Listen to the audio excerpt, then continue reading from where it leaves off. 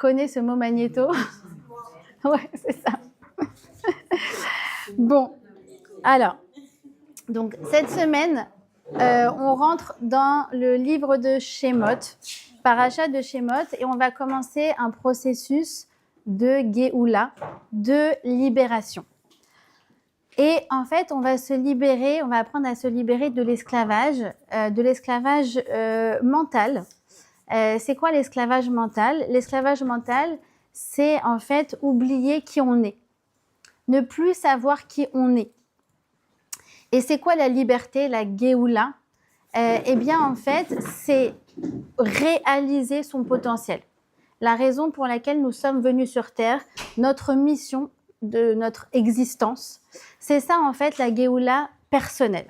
Et en fait, toutes ces parachas, les 6 prochaines parachas, depuis Shemot jusqu'à Mishpatim, qu'on appelle Shovavim, donc ces 6 parachas-là, vont nous donner, en fait, les clés pour apprendre à sortir de notre exil personnel. D'accord? C'est-à-dire, en fait, réaliser notre existence sur Terre. Alors, on va commencer par Shemot. C'est la paracha la plus obscure. On commence vraiment par un trou noir, puisque la paracha de Shemot, c'est vraiment là où le peuple juif se trouve au plus bas. Et en fait, au fur et à mesure que les parachutes vont avancer, on va devenir les VIP. VIP d'Hachem, VIP d'Akadosh Baruch Hu. Et en fait, toute cette notion d'identité, d'existence, de qui je suis, eh bien, c'est quelque chose qui va venir habiter toutes ces parachas-là. Et ça commence déjà la semaine dernière, quand on a terminé le livre précédent, c'est-à-dire le livre de Bereshit. Eh bien, à la paracha de Vayechi, on traite beaucoup la notion de qui je suis finalement. On va avoir en fait, dans la paracha de la semaine dernière, une famille. Vous savez qu'on descend à la base d'une famille.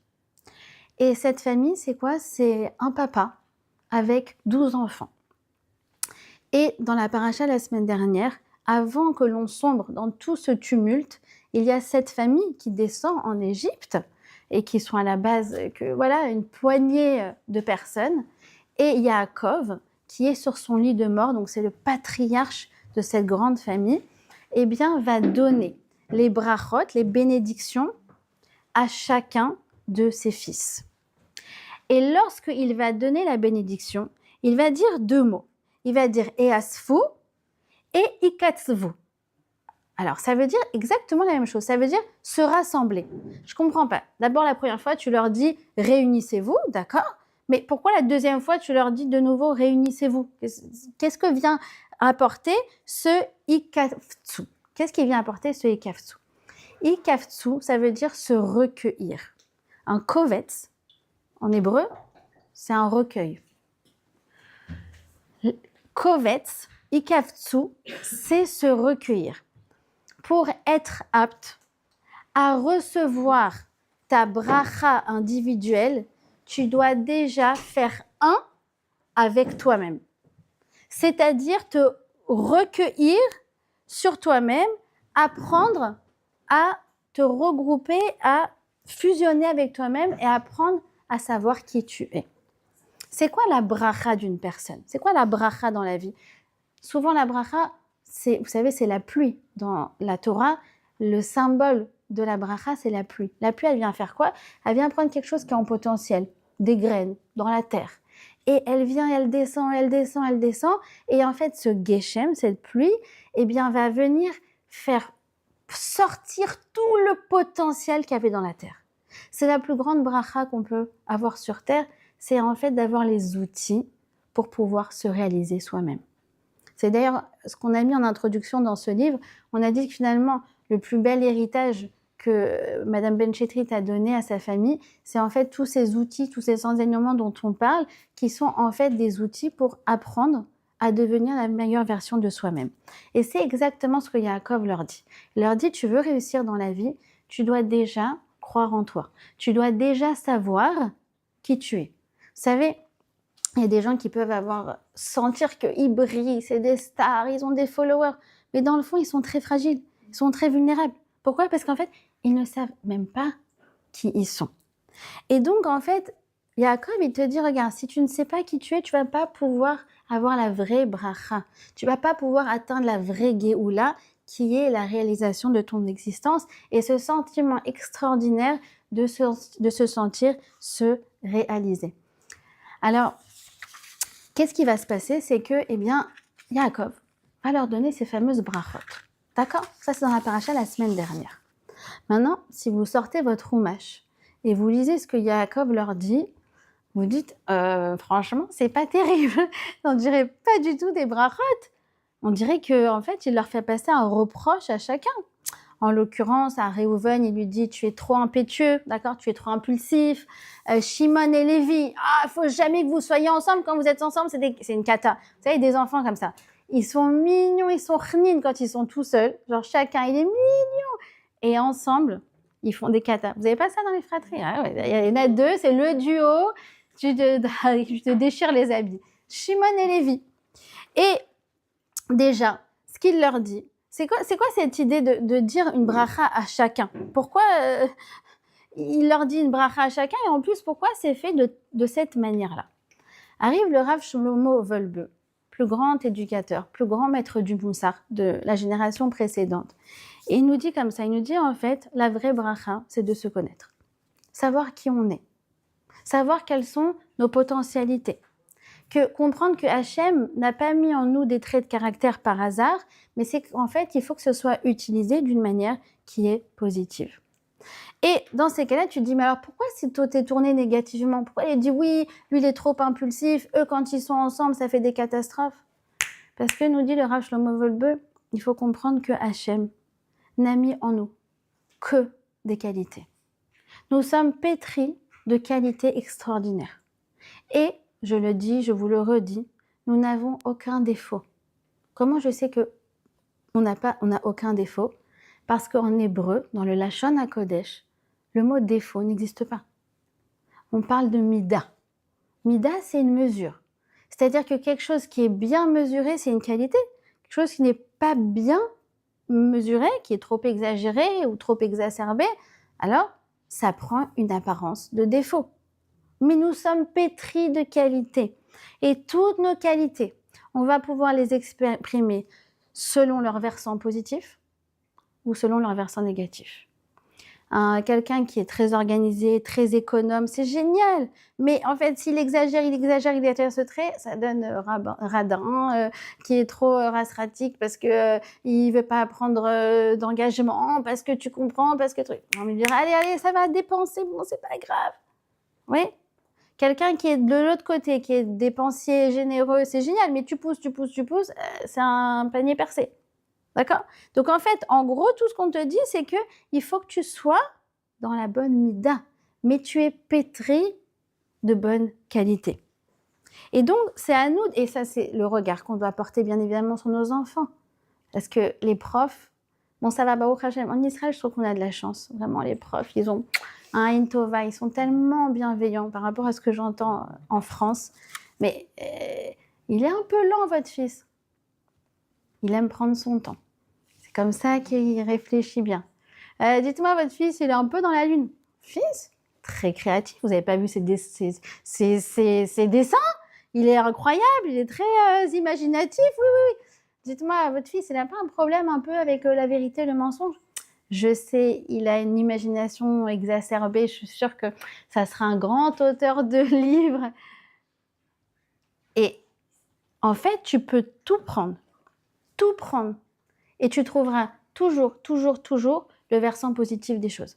Une fois, j'étais dans un cours à Givat Shmuel et je leur expliquais cette notion-là. Et là, il y en a une qui dit « Et qu'est-ce que vous pensez d'un mari qui fait jamais tout comme tout le monde et qui prend la parole et qui fait son intéressant et qui fait tout... » Je suis là comme ça, je me dis « Oula, règlement de compte devant les copines. » Alors, je la regarde, je dis « Votre époux, il est probablement un original.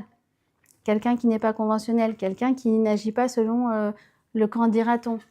C'est peut-être pour ça que vous l'aimez aussi. » Ah oui, c'est pour ça que je l'aime. C'est pour ça que je l'aime. D'accord? Donc, vous voyez ce que je veux dire? Ce qu'il leur dit, c'est attention. Votre bracha extraordinaire d'être, par exemple, zélé, comme c'est le cas de Réhouven. Fais attention, ça peut tourner à l'impulsivité. Il faut que tu utilises ton zèle pour faire des choses bien. On te dit, ah oui, il faut amener une voiture à quelqu'un, il faut aller rendre visite à quelqu'un, il faut aller faire une mitzvah. Ouais, allez, j'y vais. C'est comme ça que tu dois utiliser ton zèle. Pas pour faire les avérotes. T'as compris, Réhouven? Ah, Shimon. Regardez la bracha de Shimon. Et en fait, Rashi nous dit que toutes les brachot qu'il va leur donner, ça va vraiment se réaliser. Ça veut dire le fait qu'il leur a expliqué qu'il y a ces versants positifs et négatifs, eh bien chacun va développer son versant positif. En l'occurrence, Rashi nous parle de Shimon. Shimon, eh bien, comme il lui dit, attention, toi quand tu es en interaction avec les autres, tu risques de faire des katas. D'accord? Alors, qu'est-ce qui va se passer? Eh bien, la tribu de Shimon, parmi eux, il y aura beaucoup de sofrim. Les sofrim, c'est des gens qui écrivent des Sefer Torah, des Megillot, des Mezuzot. Bon, c'est des gens a priori qui limitent beaucoup leur interaction avec le reste du monde. Donc en fait, Shimon, il a pris ça, il a dit, ok, donc moi, c'est pas bon que je sois en interaction avec trop de monde, ça ne me fait pas du bien. Maintenant, je comprends où est ma mission. D'accord, vous avez compris? Ça veut dire qu'en fait, on te dit, regarde, si tu sens qu'il y a quelque chose où tu sais que dans cette configuration, tu vas mal agir, ne va pas là-bas. C'est pas là ta mission. C'est pas là ton existence. C'est pas là. Il faut que tu ailles dans des configurations où tu sens que tu te réalises. Et quand tu ressens ça, alors c'est là que tu dois aller. D'accord? Et en fait, c'est ça déjà l'esclavage mental. C'est de comprendre qu'en fait, on s'oublie parce qu'on va là où tout le monde va. Et avec les réseaux sociaux, ça ne s'arrange pas, ce conformisme.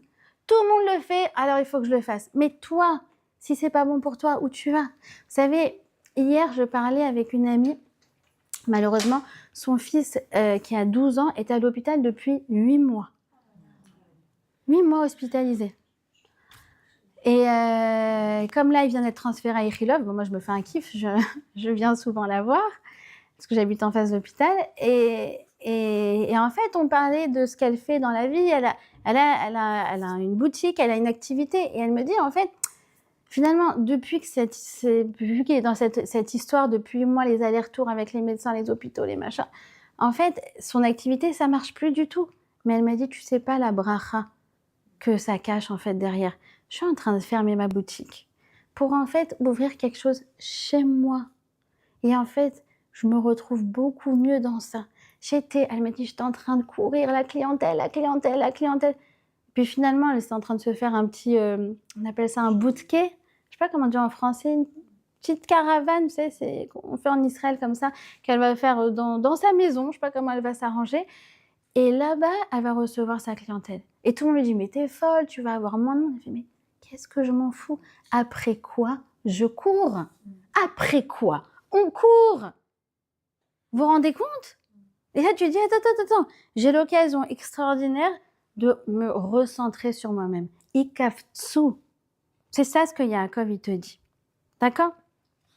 Alors, c'est ce qui va se passer dans la paracha de Shemot. Dans la paracha de Shemot, on va avoir des gens qui s'oublient. Toute cette famille qui arrivait en Égypte il y a une centaine d'années, et qui était une famille très soudée, qui savait très bien ce qu'il valait, et bien après quelques générations, on a une masse qui a absolument oublié qui ils sont. Comment je sais qu'ils sont dans l'anonymat? Puisque la paracha, vous verrez, elle ne leur donne pas de nom. Une fille de Lévi s'est mariée avec un fils de Lévi, un Hébreu, un Égyptien, le fils de l'Égyptien, le frère de l'Égyptien. Je dis, mais ils n'ont pas des noms? Surtout que Rashi vient et te dit, ah, tu sais de qui on parle? Quand on parle du fils de Lévi, on parle de Amram. Mais Amram, c'est genre le gars de l'Ador, c'est Baba Salé. C'est comme si tu dis, monsieur Abou Khatsera, monsieur là-bas. Mais tu dis, oh, tu sais de qui tu parles? Pourquoi la Torah, elle les traite, ces gens-là, en anonyme? On parle de Yocheved. Yocheved, on dit, ah, une fille de Lévi. Mais tu sais qui c'est Yocheved? Donc, pourquoi en fait on est dans un tel anonymat? Parce qu'ils ont oublié qui ils sont. Et comme je vous ai dit, c'est la maca, c'est la plaie de ces smartphones. Pourquoi? Parce que, outre l'abrutissement, outre le temps perdu, les jeunes, ils s'oublient. C'est-à-dire qu'en fait, ils se confondent avec leur vitrine sociale. Je ne sais plus qui je suis en fait. Ah non, mais elle, c'est une star. C'est une star, pourquoi? Parce qu'elle a des followers. Et donc, mais qui elle est, elle? Et qui tu es, toi? Ils s'oublient. Et ils sont plongés dans un trou. Puisque la paracha de Shemot, on a ce sentiment que Hachem n'intervient plus, qu'ils sont un petit peu oubliés. Alors, juste avant de rentrer dans cet anonymat, eh bien, la Torah va recompter les membres de la famille qui sont arrivés en Égypte précédemment. Je dis, mais je comprends pas. On vient de faire Parashat Vayéchi, on nous a donné les 70 membres. On arrive Parashat Shemot, donc c'est la suite. Je nous le redis.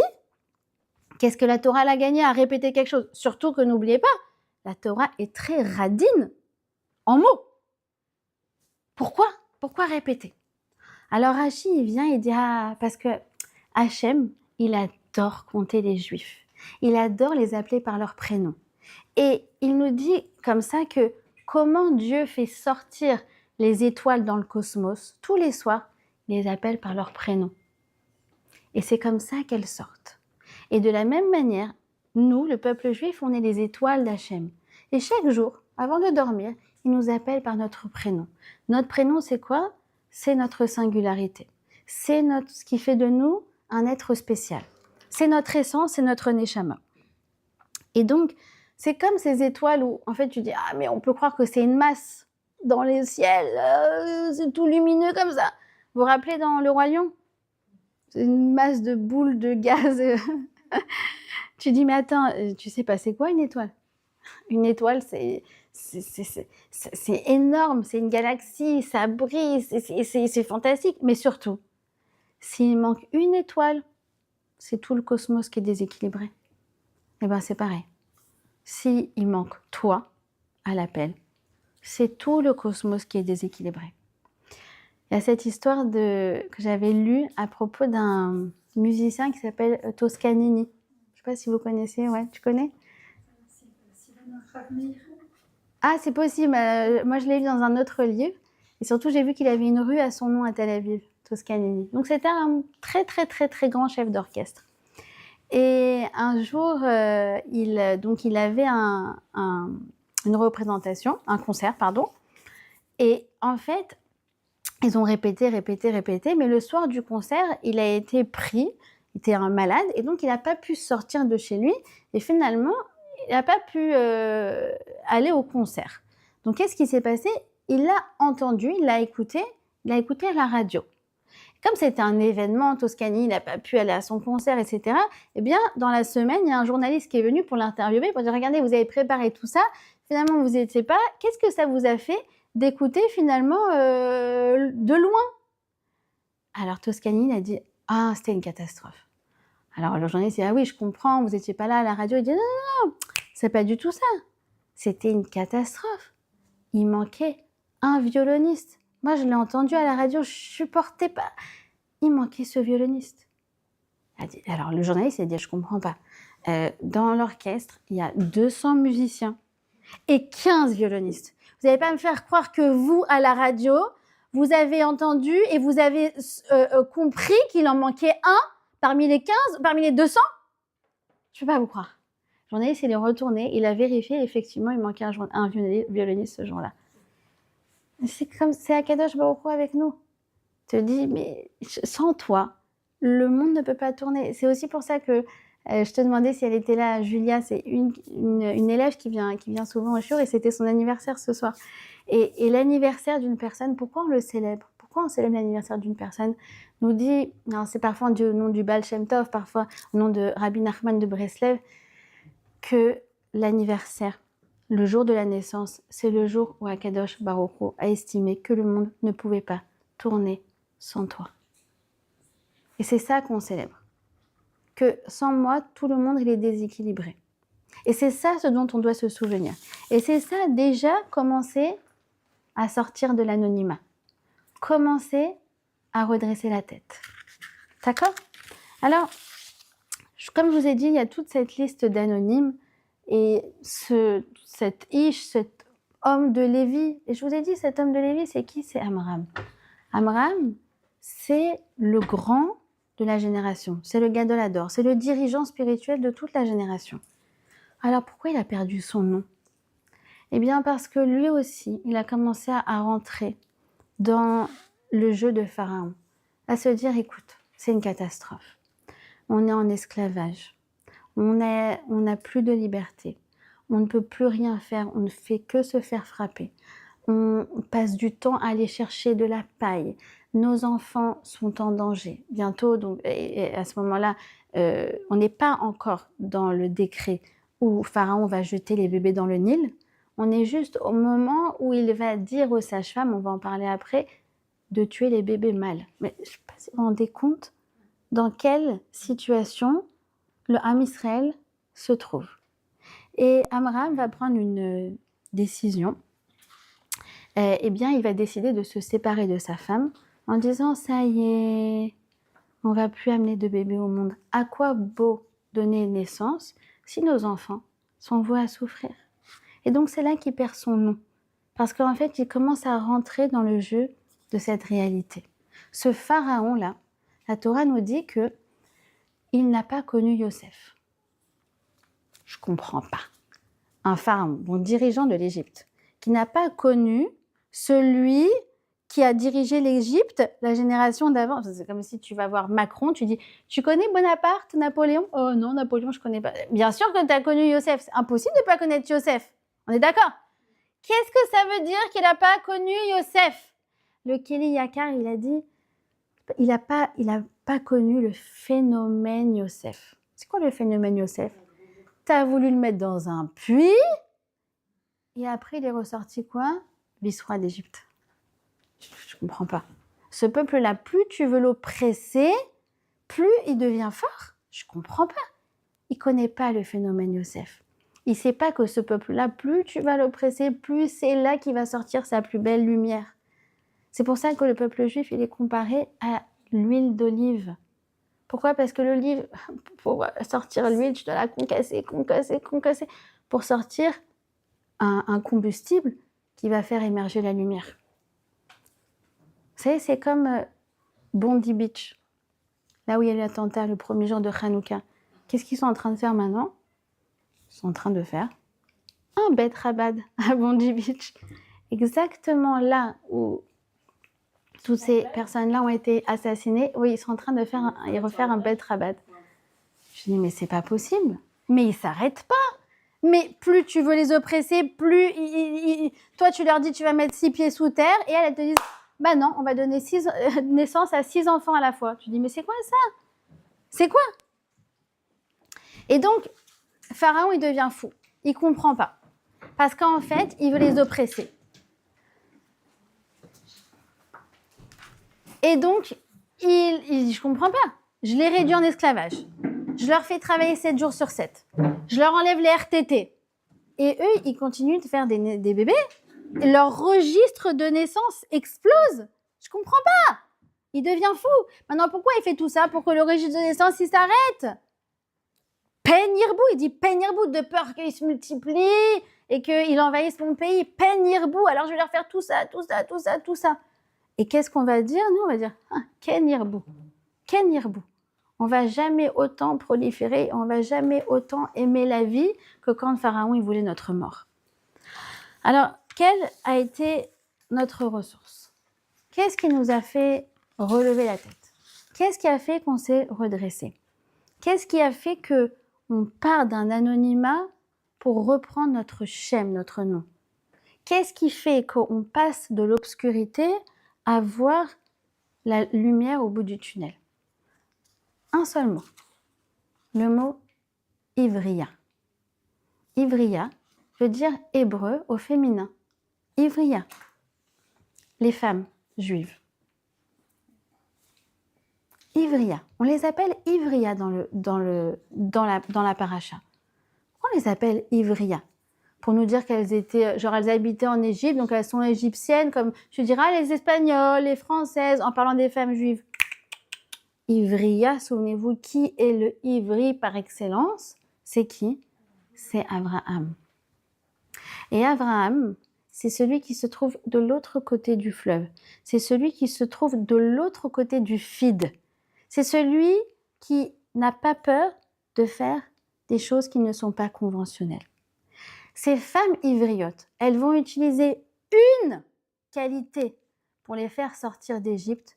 Cette qualité s'appelle l'audace. En hébreu, ça s'appelle le oz. Le oz, c'est d'être effronté, audacieux. Maintenant, souvenez-vous ce qu'on a dit au début du cours. Tout trait de caractère peut être positif ou négatif. D'accord? Là, on va parler du versant positif du oz, qui est l'audace. Être capable de faire des choses qui ne sont pas conventionnelles, d'être capable de dire je m'en fiche de ce que les autres pensent ou de ce que les autres font, moi j'agis selon ce qu'il me semble être vrai. Maintenant, de l'autre côté, vous avez l'autre versant, c'est la chutzpah. Vous connaissez la chutzpah israélienne? Vous connaissez la chutzpah israélienne des enfants? Non, vous ne voyez pas? Vous n'avez pas ça à la maison? Maman, je ne comprends pas pourquoi tu t'énerves, tu as des traits autour des yeux. Ça s'appelle des rides. Non, moi j'étais en pleine engueulade, t'as fait ça, t'as fait truc et tout. Je suis partie comme ça, bon, alors, avec mes rides. J'ai dit, mais c'est quoi cette chutzpah innée? Elle est innée chez eux. Pourquoi? Parce qu'ils ont le oz. On a le oz. Le oz, c'est l'audace. Et les femmes, par excellence, elles ont une double dose d'audace. Comment je sais? Parce que dans le Eshet Raïl, 2 fois on nous parle de oz. Oz ve'adar levusha, elle est habillée de oz, et audacieuse, la manière dont elle se comporte. Et aussi, Chograbe Ozmotnea, elle sent de force, de oz ses reins. Elle agit selon ce biais-là. D'accord? Donc, premièrement, on a dit, première explication, la plus classique, le oz, c'est être un ivri. Ivri, c'est d'être l'autre côté, c'est-à-dire ne pas avoir peur de faire des choses qui ne sont pas conventionnelles. Je m'en fiche de ce que les autres pensent. Si moi, je pense que ça, c'est vrai, si moi, je pense qu'il y a un Dieu unique, eh bien, je m'en fiche d'être seule tant que je me trouve sur la planète Hémet. La planète Hémet. Les autres sont encore sur la planète Sheker. Ils sont très nombreux là-bas. Mais moi, je préfère être seule sur la planète Hémet. Ça, c'est ce qu'il te dit Avraham Avinu. Vient le Ibn Ezra et te dit, ah, Ivriya. Une autre explication de Ivriya, mais tout est combiné. Il te dit, Ivriya, c'est Ever Ya. Ever, c'est se tourner, Ya, c'est Hachem. La force de ces Nashim Ivriyot, c'est de comprendre que tout est Ratson Hachem. Eh bien, je vais vous dire, l'audace et le fait que tout vient de Ratson Hachem, en fait, c'est exactement la même chose. Et je vais vous l'illustrer par une phrase. C'est la phrase de la mère de Bar Cooperstein. Quand son fils était kidnappé à Gaza et que le Mechabel, le terroriste, l'appelle pour lui dire « Tu sais, ton fils est entre nos mains », qu'est-ce qu'elle répond à l'autre bout du fil? « Mon fils est entre les mains du Créateur ». C'est pas du ose, ça. C'est pas de l'audace.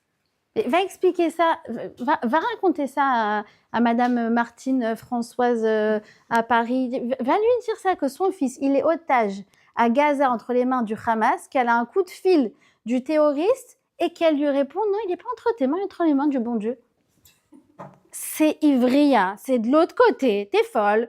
Et c'est Everia, parce qu'en fait, elle est du côté du Hémet, que c'est vrai. Vraiment, il est entre les mains d'Hachem. Commencez à comprendre que, en fait, tout ça, c'est lié. On va le voir, la Emouna, Ivriya, tout ça, en vérité, c'est lié. Un autre exemple de ça, que je lisais tout à l'heure dans un livre que j'adore, c'est de Oz, de audace, mais j'ai adoré cette histoire. C'est l'histoire d'un professeur qui s'appelle professeur Israël Oman, vous connaissez? C'est un Israélien qui a eu un prix Nobel d'économie. Il a une grande barbe, une grande kippa. Et moi, quand j'étais à l'université de Tel Aviv, j'avais fait mon mémoire sur un de ces théorèmes de la théorie des jeux. Donc, déjà j'étais fan il y a 15 ans. Maintenant, professeur Israël Oman, il a reçu le prix Nobel d'économie il y a quelques années. Et quand il est arrivé, en fait, bon, alors, il faut voir parce qu'on a le droit qu'il n'invite que 12 personnes. Maintenant, lui, il a invité 45 personnes parce qu'il est venu avec toute sa famille. Bon, bref, la Haïda n'est pas du tout conventionnelle. Et en fait, il se rend compte que en fait, tout le monde doit porter le même costume quand on reçoit le prix Nobel. Un jour, vous verrez, quand vos enfants recevront le prix Nobel, vous verrez, vous penserez à cette histoire. Et donc, il est là comme ça, il fait, peut-être que ce costume, il a du châtenaise. Non, genre, sa femme, elle lui dit, mais t'es fou, mais t'es fou. Non, je vais aller voir le rabbin.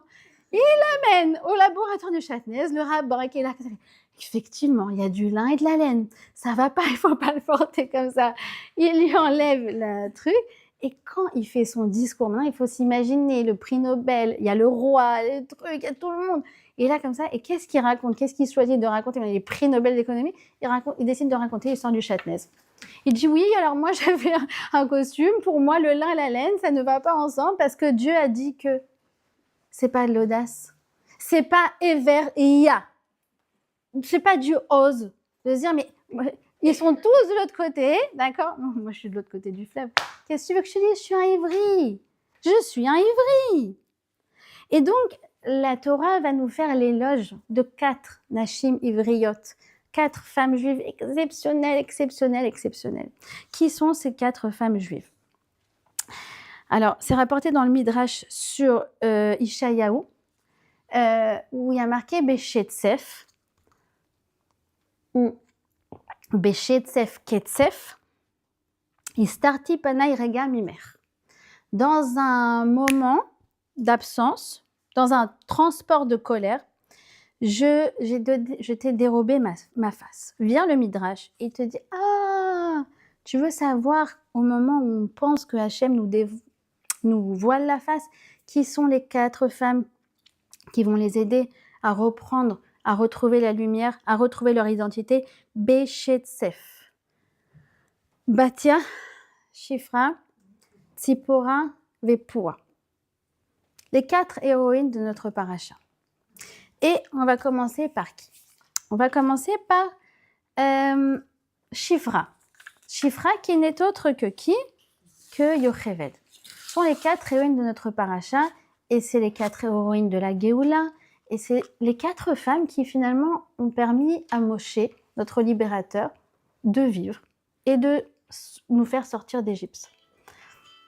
Batia, c'est donc Yocheved, c'est la mère, celle qui a donné naissance, il faut s'imaginer, donner naissance à un enfant en plein environnement concentrationnaire. Myriam qui va lui sauver la vie, Batia qui va lui sauver la vie et Tzipora qui va lui sauver la vie. 4 femmes. Alors, on va commencer par Yocheved. Yocheved, c'est qui? C'est quoi son tafkid? C'est quoi son rôle dans la vie? C'est quoi sa mission? C'est quoi sa bracha? Elle est sage-femme. Elle est sage-femme. C'est elle qui va accoucher les femmes. Vous savez qu'à l'époque, c'était comme ça. On n'allait pas à l'hôpital pour accoucher. Il fallait appeler, chercher la sage-femme. Ma mère, elle est née comme ça. Ma grand-mère, elle m'avait raconté, Zichron Livracha, qu'elle disait à son mari, vite, vite, il faut aller chercher la sage-femme à l'autre bout du village. On a cherché la sage-femme et elle venait aider les femmes à accoucher. D'accord? Et donc, c'est son métier, Shifra. Poua, c'est sa fille, c'est Myriam. D'accord? Les deux, elles sont sages-femmes. Maintenant, Pharaon, il a d'abord un plan pour écraser ce peuple. D'abord, il a commencé l'esclavage, il a enlevé les RTT, il a fait travailler 7 jours sur 7, il voit que ça ne marche pas. Il voulait Penyirbu, il voulait qu'il n'y ait plus de naissance, et Kenyirbu, le registre des naissances, il explose. Alors, il a un nouveau plan. Il convoque la sage-femme en chef, d'accord, Yocheved, et il lui dit, regarde, entre nous, quand tu vas aller faire accoucher les femmes, quand elles accouchent, quand tu vois que c'est un petit garçon, puisque les astrologues avaient vu que c'est un garçon juif, un petit garçon juif qui va libérer le peuple juif, eh bien, tu le... T'as compris ce que je veux dire? Et puis tu lui diras que, malheureusement, il est mort. Comment réagit Yocheved par rapport à cette demande? Yocheved, à aucun moment, n'a l'intention d'écouter l'ordre de Pharaon. Mais attends, Yocheved, t'es au courant que défier l'ordre du roi, c'est encourir une mort certaine. T'es au courant ou pas? Ah mais je m'en fiche, parce que moi je suis de l'autre côté du fleuve.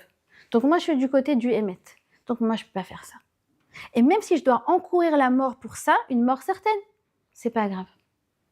Parce que je fais ce qu'il y a à faire. Et je me pose pas d'autres questions. Et Yocheved, elle va faire quelque chose d'exceptionnel. Lisez les Midrashim, c'est tellement beau, c'est tellement incroyable. D'abord, elle va donc déjà ne pas écouter l'ordre de Pharaon, d'accord? Et surtout, elle va contrecarrer cet ordre de Pharaon par du chesed. Qu'est-ce qu'elle va faire? Elle va inventer tout un système de chesed parce qu'elle va se dire, oh là là, les femmes, elles vont être stressées d'accoucher et tout. Alors, tu sais quoi? On va faire en sorte que les femmes, elles vont pouvoir s'échanger des objets entre eux. C'est là que le premier gemach a été inventé. Il y a des poussettes, on va les mettre dans un local. Celle qui a besoin de poussettes, au moins elle n'est pas stressée. Elle se dit pas, oh, comment je vais trouver une poussette en Égypte? Non, là-bas, il y a un local. Là-bas, il y aura un local de tétine. Là-bas, il y aura ça. Là-bas, il y aura ça. Et elle priait pour que les enfants naissent en bonne santé, pour que les femmes, elles soient bien. Et sa fille Poua. Pourquoi elle s'appelle Poua, Myriam? Parce que nous dit la Torah, elle faisait comme ça au bébé pour les calmer. Et Shifra, pourquoi Yocheved elle s'appelle Shifra? Parce que la chambre l'échappait, faire beau. Donc elle prenait le bébé, elle le faisait beau, elle lui faisait une petite toilette, elle le calmait comme ça. Et après, elle le posait sur la femme, et puis après, la femme, elle dit, ah, ça va, c'est bien d'accoucher, c'est bon, je suis prête à en refaire un autre. Ah ouais? Dans un univers dans plein Auschwitz, en plein esclavage? Ça, c'est la force de Shifra et Poua. Ça, c'est la force de Yocheved. De rajouter du chesed alors qu'on est en plein esclavage. Et ça m'a fait penser à une histoire que j'ai entendue un jour qu'on avait organisé Zikaron Bassalon. Vous savez, c'est écouter un témoignage d'un rescapé de la Shoah dans son salon. Et un jour, j'ai fait venir le papa d'une amie qui s'appelle Michel Gurfinkel, peut-être que vous le connaissez, papa de Eliana. Et lui-même donc, a raconté l'histoire de son père. Et il a raconté quelque chose d'absolument incroyable, que quand son père était à Auschwitz, il a fait du chesed.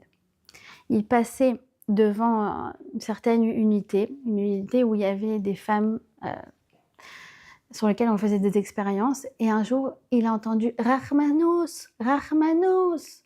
Il a compris que même si lui, il n'avait rien à manger, elles avaient sûrement encore moins à manger que lui. Et en fait, tous les jours, il donnait son pain à ces femmes. Et ce qui est fou, c'est que cet homme-là n'a jamais raconté l'histoire à son fils. Et en fait, ça a été su des années après, quelqu'un qui était aussi rescapé qui a dit « Mais tu sais que ton père, il a fait du chesed à Auschwitz. » Maintenant, pourquoi Eliana, donc du coup, sa petite fille qui est mon amie, elle m'a dit « Tu sais, Joy, c'est incroyable. » Parce que dans l'histoire, dans le livre de Viktor Frankl, vous avez sûrement lu le livre de Viktor Frankl, il parle d'une personne qui fait du chesed. Alors elle dit, je sais pas si c'est mon grand-père ou pas, mais j'ai envie d'imaginer que c'est mon grand-père.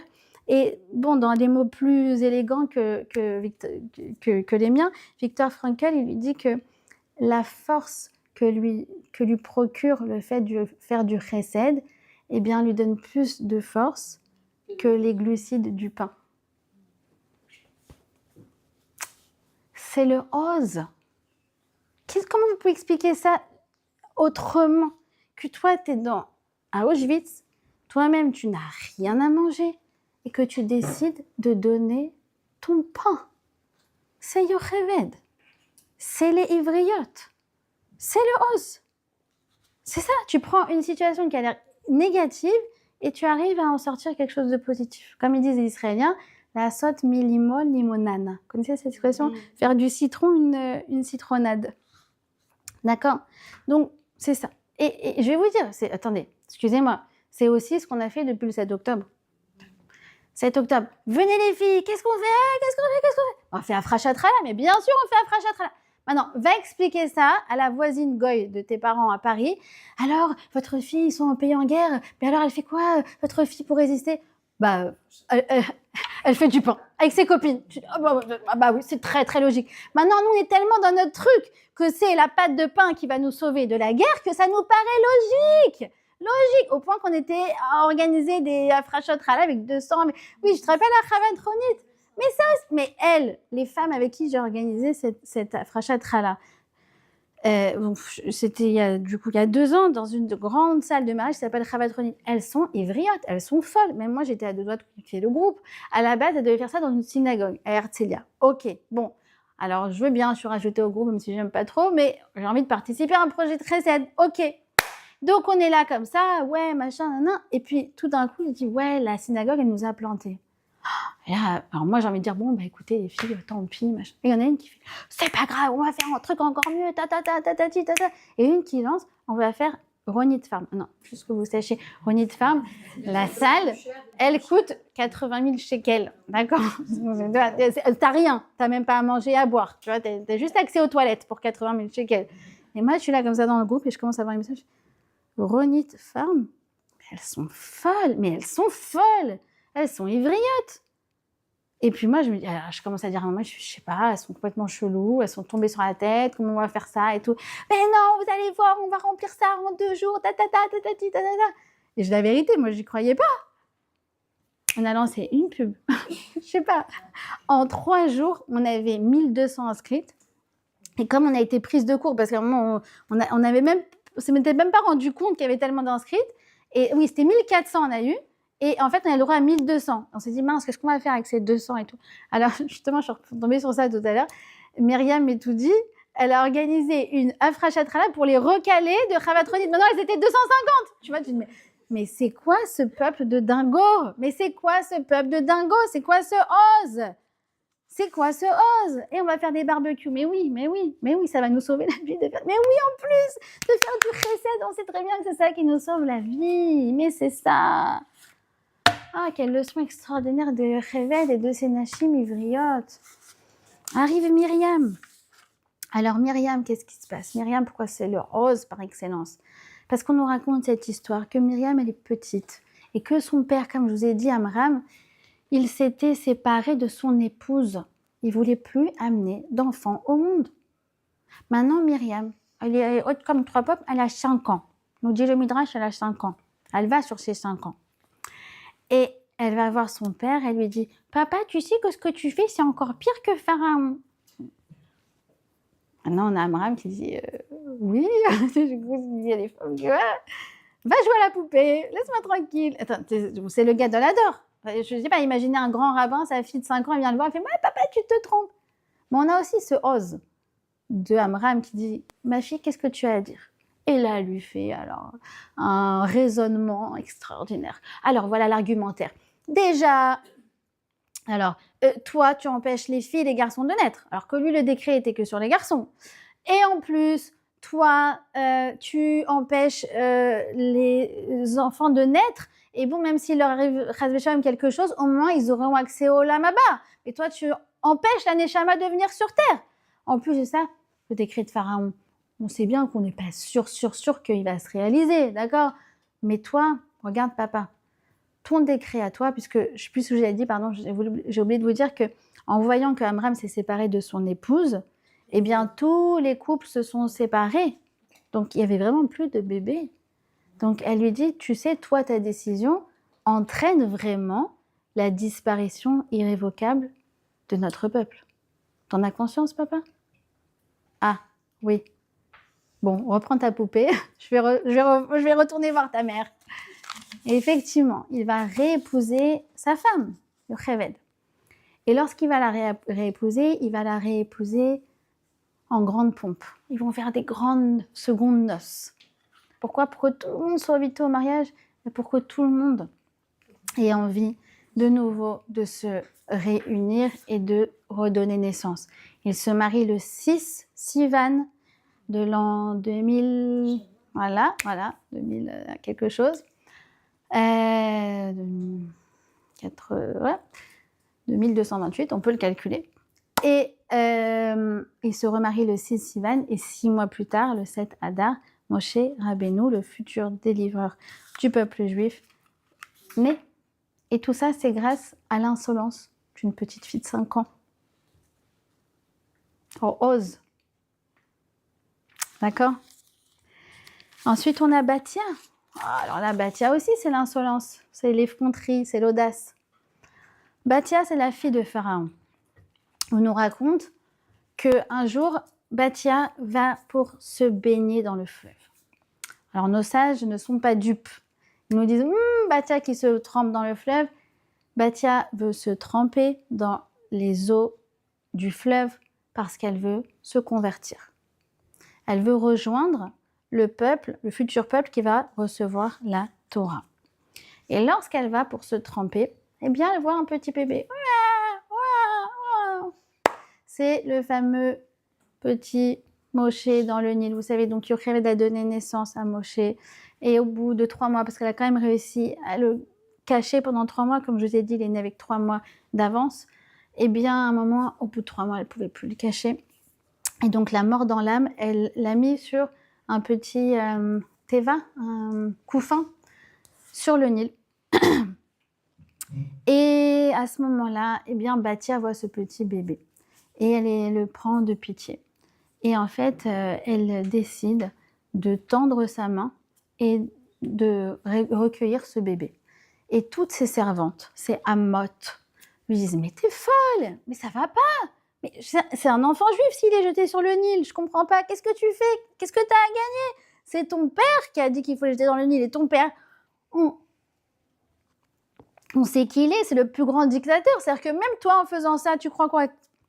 T'es la fille de Pharaon, même toi tu encours la mort. » Bathia, elle s'en fiche. Elle voit un petit bébé, et comme je vous ai dit, elle s'est trempée dans le fleuve. C'est-à-dire quoi qu'elle s'est trempée dans le fleuve? Ça veut dire qu'elle est passée de l'autre côté du fleuve. Ivria. Ça y est maintenant, elle est du côté du Hémet. Et quand on est du côté du Hémet, on ne peut pas laisser cet enfant. Et donc elle repart. Et elle va l'éduquer dans le propre palais de Pharaon. Enfin, imaginez, je ne sais pas, elle passe, elle, de fille de Hitler à mère du Mashiach. Si ça, c'est pas traverser le fleuve, je sais pas c'est quoi. Et Pharaon, il va élever le futur libérateur du peuple juif, c'est lui qui va payer tous ses frais de scolarité, tout. C'est quoi cette audace, Bathia? C'est quoi cette audace? Et on va avoir Tzipora. Tzipora, qu'est-ce qu'elle va faire? Eh bien, donc, une fois que... Quand il voit cet enfant chez sa fille, comment il est... Il y a plusieurs versions. Mais c'est pas sûr il y en a qui disent qu'il savait qu'il était un enfant hébreu, mais qu'il a fermé les yeux. Et d'autres disent que non, vraiment, il ne savait pas, qu'il pensait qu'elle avait adopté un enfant. En tout cas, enfin, il y a tout un midrash dessus, parce qu'à un moment, il y a ses conseils qui lui disent peut-être que c'est lui le futur libérateur. Alors, il faut un test. Il lui amène de l'or et du charbon.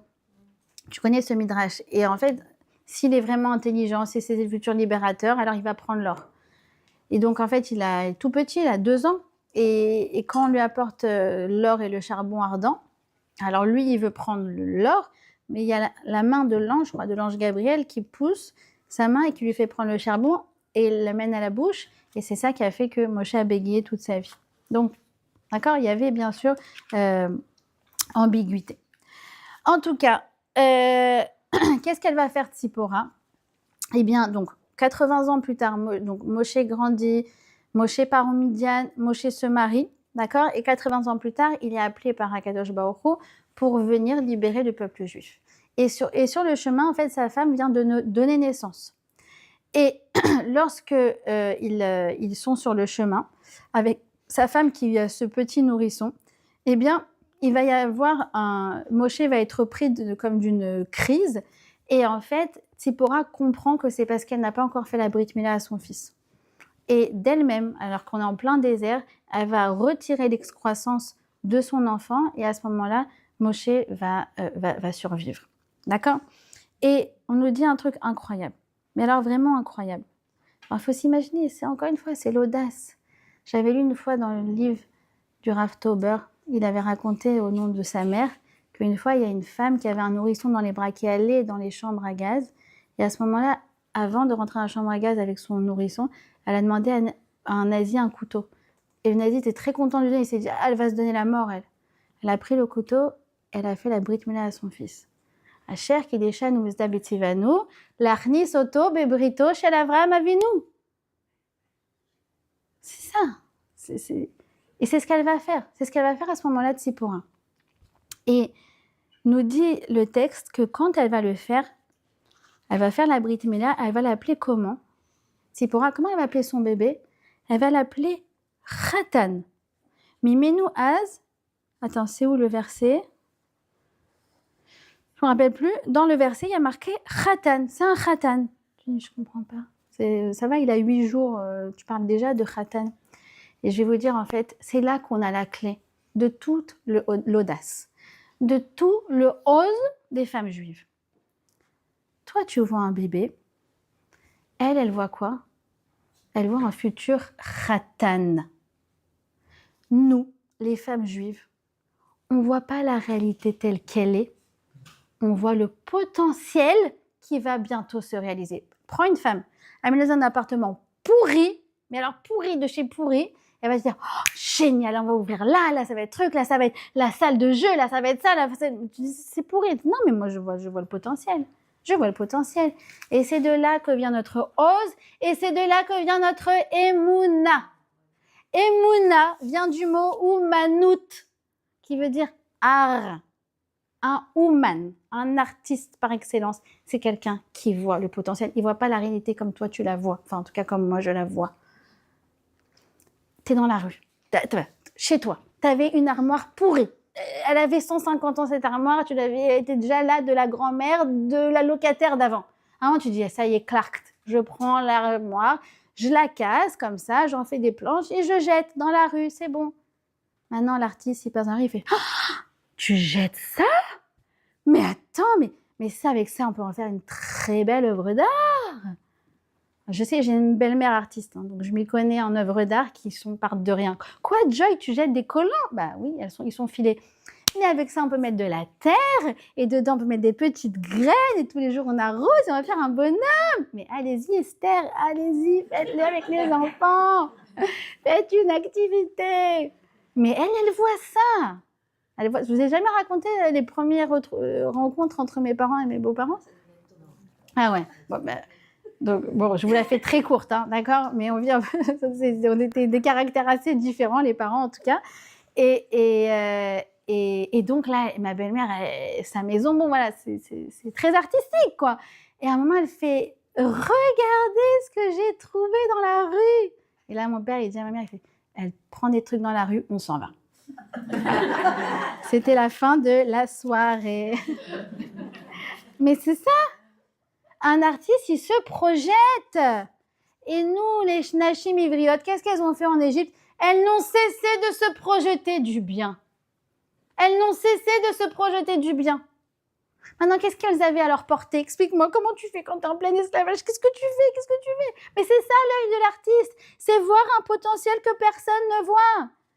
C'est ça, Ivria, c'est plus tu es du côté du Hémet, quand en fait c'est Hachem qui dirige ce monde, plus tu renforces son intervention dans ton histoire personnelle. C'est ça, Ivria.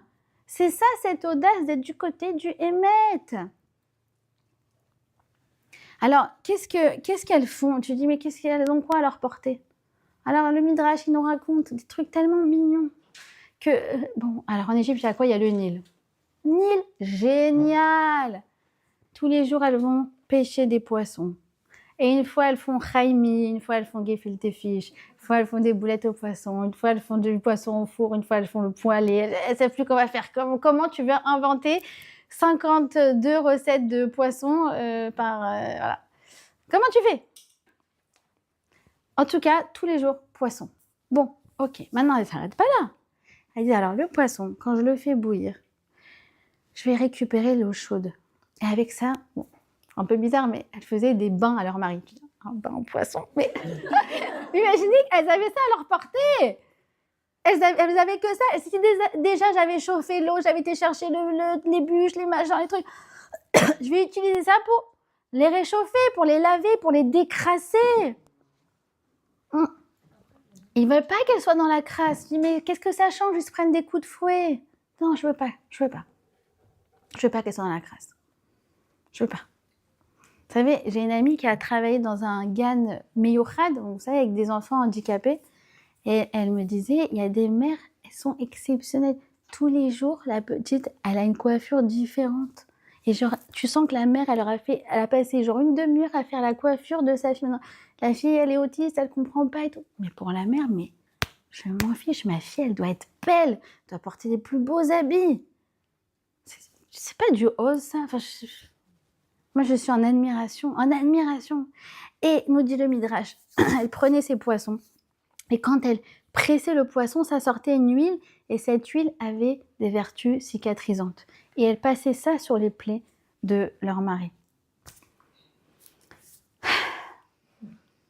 Eux, ils ont courbé la tête, et elles les ont redressés. Elles leur ont donné un coup de fouet, mais un vrai coup de fouet. Pas le coup de fouet des bourreaux. Le coup de fouet de « n'oublie pas qui tu es ». Et la conviction qu'on va s'en sortir. C'est pas eux qui dirigent le monde, c'est Akadosh Baruch Hu qui dirige le monde. C'est pas eux. C'est le ose, mais c'est incroyable. C'est incroyable. Moi, ça me fait penser à tellement d'histoires. Ça me fait penser aussi à l'histoire de Rubashkin. Je ne sais pas si vous connaissez l'histoire de Rubashkin. C'était un chassid Chabad qui avait une très grande entreprise aux États-Unis. Je me rappelle très bien parce que moi j'habitais aux États-Unis à l'époque et il a été arrêté. C'était vraiment un vrai coup, comment on appelle ça, un coup monté quoi. Et il a été arrêté pour avoir employé des gens qui n'avaient pas de papier machin. Il aurait dû au pire écoper de 6 mois de prison. Il a écopé de 28 ans de prison. Et il a été arrêté je me rappelle très bien, le 14 novembre 2008, parce que c'était mon Shabbat Ratan. Donc on était tous, on avait entendu parler de l'histoire de Rubashkin. Et bon, je vous la fais très courte, mais là-bas, il s'est dit, c'est pas eux. C'est pas eux qui m'ont mis en prison, c'est Hachem qui m'a mis en prison. C'est pas eux, c'est pas... Et tu lis le livre, vraiment 600 pages, et c'était que ça.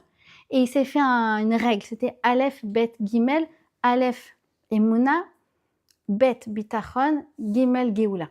Tu veux sortir, tu dois activer ta Emouna, ça veut dire comprendre que c'est que Hachem qui est derrière, et Bitachon, que Hachem il peut t'en sortir.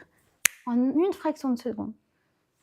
Et effectivement, au moment après qu'il a fait des processus pour sortir, et l'avocat, et le cours suprême, et le machin, et le truc, au bout de 8 ans, il était arrivé au dernier recours, les derniers recours. Et le jour de Zot Hanouka, il a reçu un email, votre dossier a été rejeté. Et là, comme ça, il a dit, mais c'est pas grave, moi je vais faire ma Séouda de Zot Hanouka. Il a été faire Netilat, il a mangé, et quelqu'un lui a envoyé un email, et il a répondu à cet email, je ne perds pas l'espoir que je vais m'en sortir. Quelques minutes plus tard, il y a quelqu'un qui arrive, qui dit, Rubashkin, là-bas, dans nos bureaux. Il retourne là-bas, et il va là-bas, il dit, qu'est-ce que j'ai fait encore? Et là, il dit, tu connais le président Trump? Oui, j'ai entendu qu'il a été élu. Il t'a gracié. Tu pars. T'es libre. Et là, il dit, je peux retourner pour faire Birkat Amazon là-bas? Mais c'est quoi ça? Mais c'est quoi ce peuple? C'est quoi cette audace, mon Dieu? Non mais, je sais pas. Vraiment, je sais pas. Je sais pas. Exceptionnel. C'est exceptionnel. D'accord? Donc, vous avez compris, en fait, et c'est ça. C'est que elle voit le potentiel. Toi, tu vois des poissons, et elle voit la délivrance. Toi, tu vois des peaux de bêtes, elle te dit, mais non, avec ça, on va faire les tambourins avec lesquels on va sortir d'Égypte et on va chanter la Géoula avec nos tambourins. Tu racontes? Des peaux de bêtes, t'es en plein esclavage, qu'est-ce que tu racontes? Non, moi je vais faire avec ça, avec la peau tannée, je vais faire un tambourin, on va toutes chanter tous ensemble. Imagine Myriam qui tape de porte à porte, qui dit, alors venez, on va fabriquer un tambourin pour la sortie d'Égypte. Mais quoi? Mais t'es dingo! Mais t'es complètement dingo! Toi, tu vois des bébés qui vont souffrir, tu te dis, mais non, pas du tout, c'est la génération de la Géoula, c'est ceux qui vont sortir d'Égypte. Allô?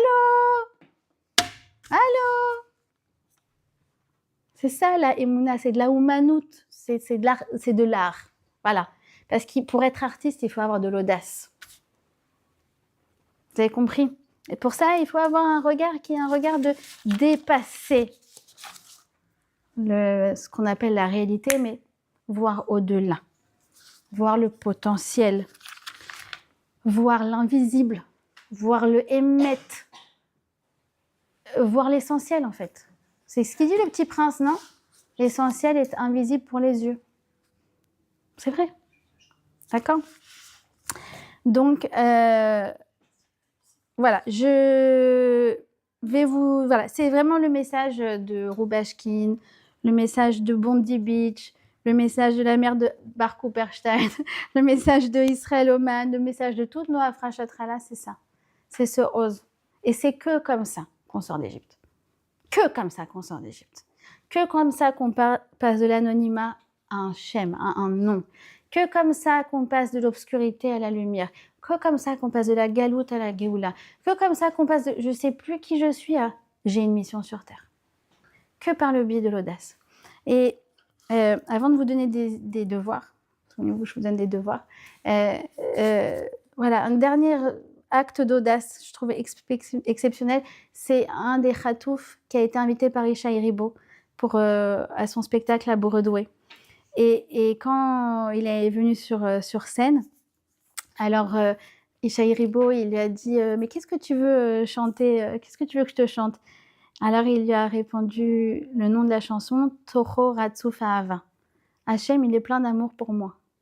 Non, il faut comprendre que Matan Anges, c'est celui qui avait demandé à ses ravisseurs un sidour, des Teilim et des Tfilin. Je comprends pas. Maintenant, il est là comme ça, et devant tout Boredoué, comme ça, il dit, moi j'ai une chanson que je veux chanter, c'est Hachem, il m'aime. Hachem, il est plein d'amour pour moi, pour toi, pour tous ceux qui sont dans cette salle. Et je pense que c'est le plus beau spectacle que Broadway a dû voir dans sa vie. Tout comme au prix Nobel, je pense que le discours de Oman, c'était le meilleur qu'ils ont reçu dans leur vie. Vous voyez ce que je veux dire? Donc, je vous donne des devoirs. Faites des choses décalées. N'ayez pas peur d'être décalé. N'ayez pas peur de ce que vous faites, ça ne soit pas forcément conventionnel. Si vous pensez, bien sûr, que c'est la voie de Dieu, mais ce n'est pas pour se faire l'original, d'accord? Pour faire son intéressant. Non, parce que je pense véritablement que je suis du côté du Hémet. Alors, par exemple, ça peut être parler d'Hachem au travail ou avec une voisine qui n'est pas religieuse. D'accord? Mais ça, c'est grâce à Hachem, c'est grâce à Dieu, c'est grâce à truc. Des fois, elle te regarde. Moi, une fois, elle m'a dit Mazel Tov et tout, il est mignon ton bébé. Je fais Ezeyitsur mi boré olam mamash. C'est créature du maître de l'univers. T'es là, genre. Deuxièmement, faire une action spirituelle face à un problème matériel. Il y a un problème, tu dis attends, 2 secondes. Télim, attends, 2 secondes. Mettre une pièce dans la tzedaka, attends 2 secondes. Faire quelque chose de spirituel face à un problème matériel. Et de manière générale, quand tout le monde voit du pessimisme ou du négatif, du voit en négatif, eh bien, soyez celle qui espère toujours dans le bien. Voilà.